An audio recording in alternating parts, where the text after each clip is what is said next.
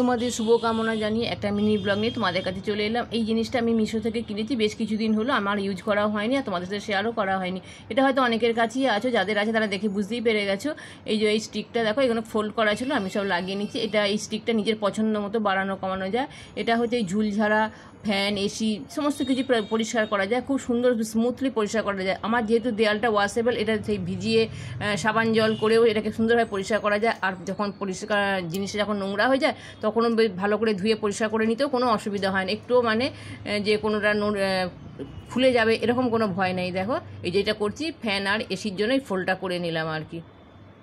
এই দেখো এবার মেয়ে এটা ফ্যানটা ঝাড়ছে। তোমরা হয়তো ভাববে যে বাচ্চাদেরকে দিয়ে এটা করাচ্ছে, তা কিন্তু না। তোমরা তো জানোই শরীরটা ঠিক বসে নেই, তো আমি করতে চাইছিলাম কিন্তু ও আমাকে বললো তোমাকে করতে হবে না, আমি করছি, আমি সাইডে দাঁড়িয়ে আছি। তাই ওকে দিয়ে ও এটা করে দিচ্ছে। অনেক দিন থেকেই ফ্যানটা নোংরা হয়েছিল, সেটা তাই ও করে নিচ্ছে।